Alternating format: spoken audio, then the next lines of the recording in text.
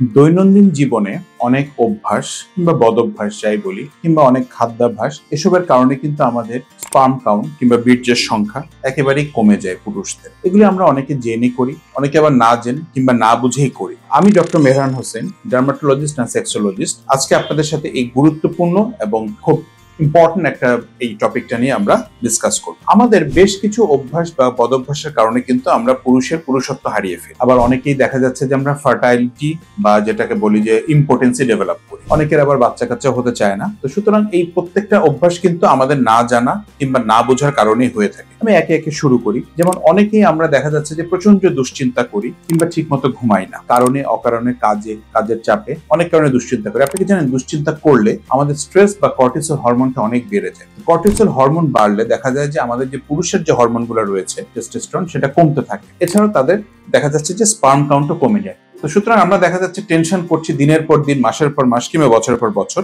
সেখান থেকে কিন্তু আমাদের ইম্পোর্টেন্সি বা বন্ধাত্ব কিংবা ইরেকটাইল ডিসফাংশন যেটাকে বলি সেটা ডেভেলপ করতে পারে। এবার আসে আরেকটা মজার কারণ, পোশাক আশাকের কারণেও কিন্তু কমতে পারে। কথাটা শুনে একটু অবাক লাগলো না? আমরা যদি টাইট আন্ডারওয়্যার কিংবা খুব যেটাকে বলে পলিয়েস্টার কিংবা সিল্কের কাপড়ের অন্তর্বাস পরে থাকি, সেখান থেকে বিভিন্ন গবেষণায় দেখা যায় যে আমাদের যে স্ক্রোটামের যে টেম্পারেচারটা আছে সেটা কিন্তু তারতম্য ঘটে। সেটা তারতম্য ঘটলে কিন্তু আমাদের শুক্রাণু তৈরির যে প্রক্রিয়াটা আছে সেটা ব্যাহত হয়। প্রক্রিয়াটা ব্যাহত হলে কিন্তু আমাদের স্পার্ম কাউন্ট কমতে থাকে এবং বীর্য পাতলা হতে থাকে। তো সুতরাং দেখেন, একটা কাপড় চোপড় কিংবা অন্তর্বাস কত ইম্পর্টেন্ট। আমরা পুরুষেরা কিন্তু সকলেই বলতে গেলে 100%ই কিন্তু পকেটে মোবাইল রেখে ঘোরাফেরা করি। আপনি কি জানেন যে মোবাইল থেকে কি ধরনের ক্ষতিকারক রে বা রেডিয়েশন রিলিজ হয়? মোবাইলটা থাকে কিন্তু আমাদের পকেটে, সুতরাং আমাদের পেনিস বা যৌনাঙ্গের খুব কাছাকাছি। কন্টিনিউয়াসলি কিন্তু রেটা নিঃসরণ হচ্ছে, বিচ্ছুরণ হচ্ছে, বিকিরণ হচ্ছে। এ থেকে দেখা যায় যে দীর্ঘদিন ধরে যদি এরকম চলতে থাকে তাহলে কিন্তু আমরা বন্ধাত্ব পর্যন্ত ডেভেলপ করতে পারি। একটা গবেষণায় দেখা যায় যে যারা পায়ে ল্যাপটপ নিয়ে দীর্ঘ সময় কাজ করেন কিংবা পকেটে দীর্ঘ সময় মোবাইল রেখে হাঁটা চলা করেন কিংবা ট্রাফিক পুলিশের কাজ করেন, তাদের কিন্তু অ্যাজোস্পার্মিয়া ডেভেলপ করে। অ্যাজোস্পার্মিয়া কথাটার অর্থ হচ্ছে যে আপনার স্পার্মে সিমেন্টটা অ্যাবসেন্ট থাকে, সুতরাং সে তখন কিন্তু বাবা হওয়ার স্বাদ থেকে বঞ্চিত হবে। এছাড়াও বেশ কিছু খাদ্যাভ্যাস রয়েছে কিংবা ফুড হ্যাবিটস রয়েছে যেগুলি আমাদের টেস্টোস্টেরনকে তো কমাই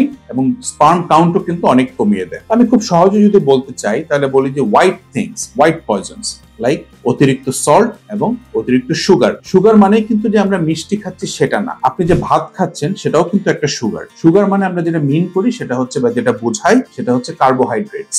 এনি ফর্ম অফ কার্বোহাইড্রেট যদি সেটা অতিরিক্ত হয়ে যায় শরীরের প্রয়োজন অনুযায়ী কিংবা মেদভুঁড়ি হিসেবে জমা হয়, সেটা কিন্তু আপনার বীর্যের সংখ্যাকে মারাত্মকভাবে হ্রাস করবে। সুতরাং আমরা অতিরিক্ত কার্বোহাইড্রেট খাবো না। সেটা শুধু চিনি ফর্মে নয়, ভাত হোক, রুটি হোক, আলু হোক কিংবা অনেক সময় ফলেও কিন্তু প্রচুর ফ্রুক্টোজ ফর্মে অনেক বেশি কার্বোহাইড্রেট থাকে। এছাড়া অতিরিক্ত লবণ যদি আপনি খান তাহলে দেখা যাচ্ছে সেটা বডিতে পানি ধরে রাখে, প্রেসার বাড়িয়ে দেয় এবং আস্তে আস্তে আপনার স্পার্ম কাউন্টও কিন্তু কমে আসে। সুতরাং দৈনন্দিন জীবনের এই কয়েকটা অভ্যাস যদি আমরা পরিবর্তন করতে পারি তাহলে দেখা যাচ্ছে যে আমাদের স্পার্ম কাউন্ট বাড়বে, আমাদের বীর্য ঘন হবে, আমাদের ইরেকটাইল ডিসফাংশন হবে না। এছাড়াও যদি এই ধরনের অভ্যাসের কারণে আমরা একেবারেই এগুলির কারণে যদি আমাদের পার্মানেন্ট ক্ষতি হয়েই থাকে তাহলেও হতাশগ্রস্ত হবেন না, কারণ আধুনিক চিকিৎসা কিন্তু আমাদের বাংলাদেশে এখন বিদ্যমান। অনেক ধরনের চিকিৎসা পদ্ধতি রয়েছে, তার মধ্যে শক ওয়েভ বলি কিংবা পি শট বলি ইত্যাদি করা হয়ে থাকে। কিন্তু সবার আগে মনে রাখতে হবে আমাদের এই জিনিসগুলো কিন্তু রোধ করা সম্ভব অনেকটা লাইফস্টাইল চেঞ্জের মাধ্যমে।